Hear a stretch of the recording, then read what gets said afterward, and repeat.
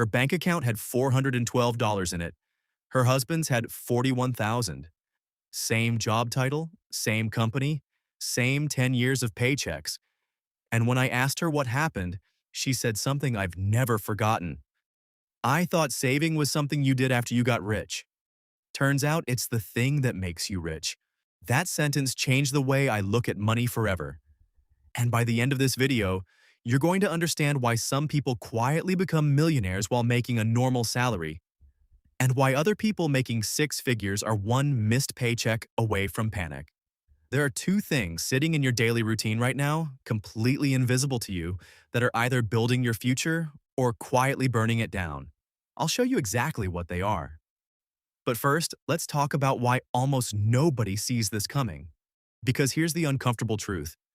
Becoming wealthy has almost nothing to do with how much money you make. I know that sounds like something a broke person says to feel better. It isn't. There's a famous study of America's self-made millionaires, and the number one finding wasn't a stock tip or a business hack. It was this. Most of them never earned huge salaries. They just never stopped doing small things over and over for 20 or 30 years, while everyone around them assumed compounding was boring and slow money was for suckers. Boring is the secret. Nobody tells you that because boring doesn't get clicks. But boring, repeated for a decade, becomes a mansion. So let's start with the first habit, because it's the one that separates people who build wealth from people who just talk about it, and it's brutally simple. Pay yourself first, not after rent, not after the new iPhone, not after your friend's bachelor party in Vegas. Before any of that touches your account, a percentage disappears into an account you don't look at. It sounds almost too basic to matter, but think about a 28-year-old software engineer making $90,000 a year. If he automates just 15% of that into an index fund starting today and never touches it, never increases it, just leaves it alone, by the time he's 60, that habit alone is worth over $1.4 million. He never has to feel disciplined again after the first setup. That's the trick. Discipline is exhausting. Automation isn't. You only have to be disciplined once, the day you set it up, and the system does the discipline for you every single day after that. Now, here's where it gets uncomfortable because habit number 2 is the one people fight me on the most. Lifestyle creep is the silent killer of wealth in America. You get a raise, and within 2 months, your car payment goes up, your apartment gets nicer, your Saturday brunches get more expensive. Nothing about your life feels different. You don't even remember making the decision.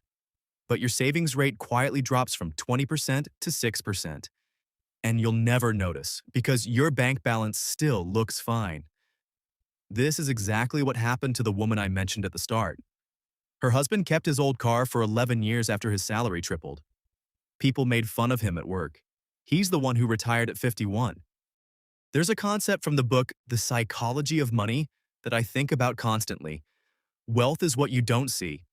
The people driving the loud cars and wearing the visible watches are often showing you how much they spent, not how much they have. Real wealth is invisible by design. It's sitting quietly in an account compounding, while everyone else is financing the appearance of success. That reframe alone will save you more money than any budgeting app ever will. Which brings us to habit number 3, eating. And this one is going to feel personal because it probably describes someone in your life right now. Debt used for consumption is financial quicksand, but debt used to buy assets is a tool the wealthy use every single day. The problem isn't debt itself. The problem is what it's attached to. A 22% interest credit card funding, a vacation is a trap. A 4% mortgage on a property that appreciates and pays you rent is leverage. Most people my age were never taught the difference, so they treat all debt like the enemy. Or worse, they treat all debt like it's fine because everyone has debt. Neither is true. Ask yourself one question before you borrow a single dollar for the rest of your life. Is this going to put money in my pocket later? Or is it just going to make me feel good right now? That one filter alone will keep you out of 80% of the financial traps designed specifically to catch people your age. Now, habit number 4 is the one nobody wants to hear because it doesn't feel like a money habit at all. It's your relationships. You are, financially speaking, the average of the 5 people you spend the most time with. I've watched it happen with my own eyes. A guy I know spent 3 years hanging around friends who treated spending money as a personality trait. New sneakers, constant takeout, a new gadget every month. He wasn't a reckless person. He just absorbed the norms around him the way we all do without noticing. Then his job moved him to a new city, new circle. People who talked about investing the way his old friends talked about shoes. Same income, same person. Completely different financial trajectory within 18 months. Your environment either makes discipline easy or makes it exhausting.